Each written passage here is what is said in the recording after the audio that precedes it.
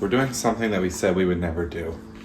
We are giving V formula. This is technically the only formula that either of our kids have consumed. But we're here because V is developing perfectly, socially, mentally, but not physically. Physically, she has great head circumference, she has great height, but she's on the very petite side. So we scheduled a doctor's appointment to talk to them about it, and the doctor started having these conversations about the type of breast milk that CASiE may be producing, and he's basically started describing some things, and we all collectively came to the conclusion that CASiE does not produce whole milk. She produces skim milk, so it's not as fatty, not as caloric-y as V may be. So now we're supplementing with formula, but we're doing things our way, because that's the way that we always do things. We're gonna still use now CASiE's breast milk as our base. So we're not doing water formula, we're doing breast milk formula. So basically 3 times a day, she will have a breastfed formula bottle, 2 ounces of milk, 1 scoop of formula, 3 times a day until she's about 6 months old. And then we'll take formula away, and then instead of supplementing the breast milk with formula, we'll be supplementing with actual food. So we were against this because, not that formula is bad, it wasn't part of our parenting plan. But just as every parent knows that once your child is faced with the need for something, you start adjusting your parenting plan where you can or where you should to best maximize their experience. So, formula milk to make whole milk. Don't worry, artificial boob. My baby, I'm sorry. But now you're gonna get nice and fat, like your dad. So Miss Vivienne is in the 1 percentile for weight, and the thoughts, as Will said, are that the breast milk that she's getting is not very fatty, because we know that she is getting a sufficient amount of liquid between all the wet diapers and also what I'm pumping and producing. And when she does consume bottles, it's maybe anywhere from 2 to 3 ounces at a time. And so the thought process, because the milk, when it sits on the counter, doesn't even get like a centimeter of fat floating at the top of it after a bit.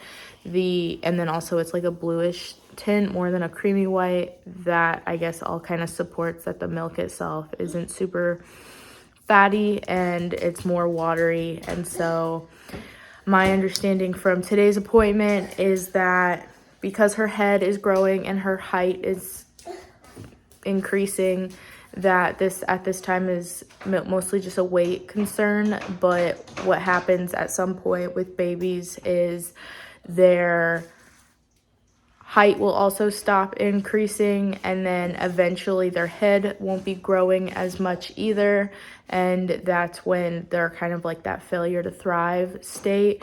So she's obviously far from that. This is really just a matter of chunking up, but we don't want her growth in any other forms to limit her development.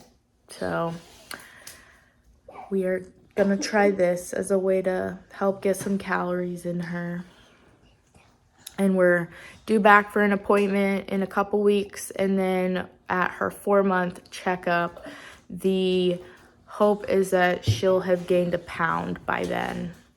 Everything else seems really good. It's honestly, she's just tiny. They had mentioned it at the last appointment, and then we've been weighing her every few days, and she's just not moving up, and she's not losing weight, she's just not moving up. And so then I think it was like when she crossed 3 months, it like hit me that she's still wearing newborn clothes rather than the 0 to 3 size. So I think then we've just been like I've been for sure in my head since like last week when I noticed her weight, and then this week we're like, all right, let's just get the appointment over with.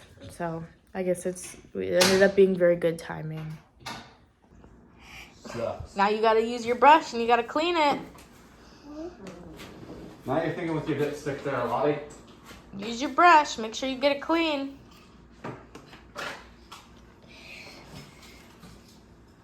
Yes? Yep. Hold it.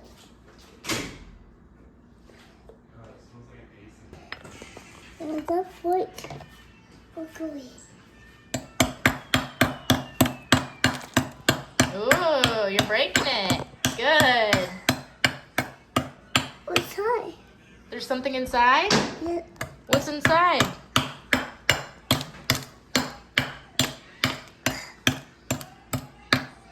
Whoa. You gotta keep going.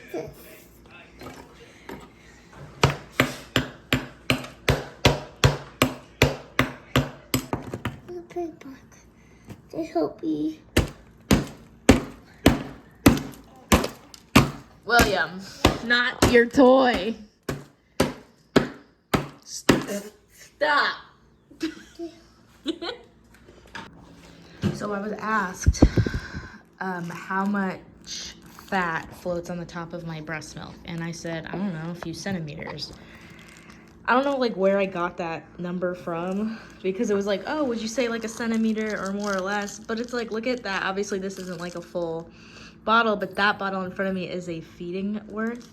And to give you an idea, because again the lighting isn't great, to give you an idea, I don't know how easy you can see because of the lighting, but this is about a feeding's worth. This is 2 ounces of breast milk, so that's about a bottle. It's just a little bit below, but this is 2 ounces of the liquid, and as it's separated, this little bit up here is the fat. The heads float to the top, and usually it also sticks to the edge, so like that and whatnot. And I guess I haven't done too much research into how fatty it visually should be, but I guess that's the theory as to my milk is not super fatty. This one, obviously the fat all is like stuck to this spoon thing.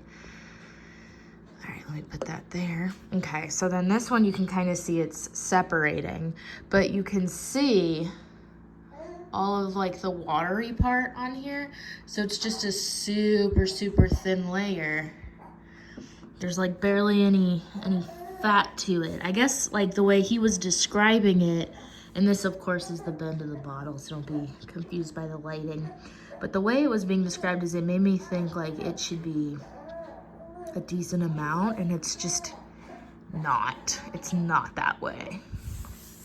That's kind of where he was going off, saying that I probably produce skim milk, which is not really what he was saying, but he was trying to paint like the example that you're not, your milk isn't as fatty. So when you hear like a lot of breastfeeding challenges, what you'll often see online is a lot of people are describing how when they pump, they don't feel like they're getting a lot of milk, or they're worried that their baby isn't getting a sufficient amount of milk.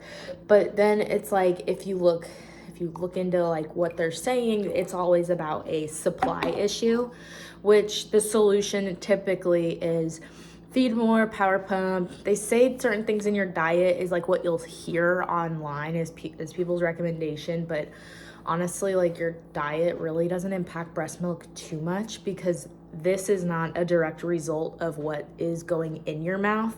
This is made up of it's like your blood system. So you know how if you take in certain medications or foods and sugars, like it impacts your blood, and your blood comes up with different readings. Well, that same concept is transferred into your breast milk, but so it would be more like if you're eating like high protein and let's say your blood then increases with a little bit of protein, your milk increases with a little bit of protein is the idea. But what you're eating, the fish, the spicy food, that doesn't actually get into the milk.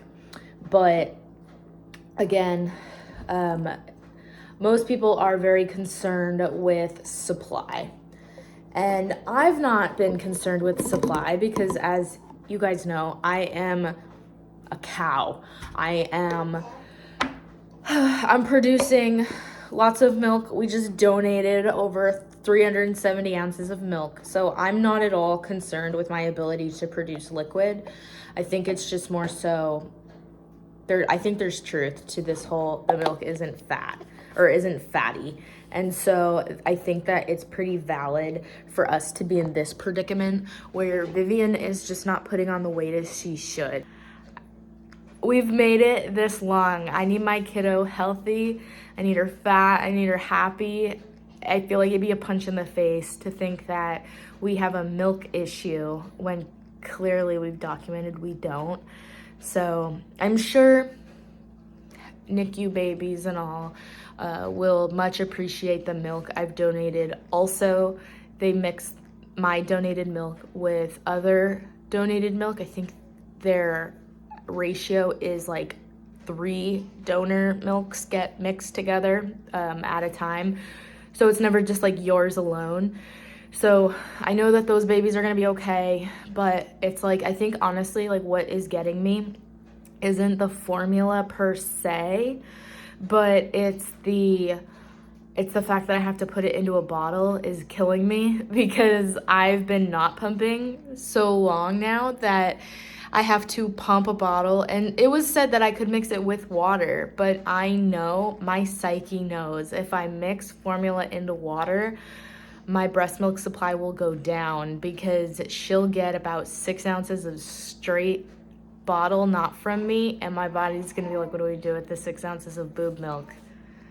Just not make more, you know? So I think that's like the only thing that's causing like a little bit of extra work. But I think yesterday was probably my harder pumping day, and I think today might be just the trickling loose ends of the awkward pumping, but I'm starting to get like better supply coming in. I'm starting to get like a tingling sensation every couple hours of, hey, go pump. I'm not engorged, but it's like that urge of, oh, I gotta pump or I gotta do something. And so I'm trying not to get lazy and give into it and, you know, release the milk. But I took a nap with Vivienne for a couple hours and she was on the boob. So I'm not worried about her ability to keep going, but this is definitely going to be like a different kind of journey just to find some calories for her. And it sucks, it really sucks to think that my body just isn't doing what it needs to do for the baby I'm producing. But it was said like we're not bred like cows. It is just genetics at that point. So yeah. But I'm trying to just kind of keep an open mind and stay positive through it. And so far, I'd say it's been okay. For the most part, it's been okay.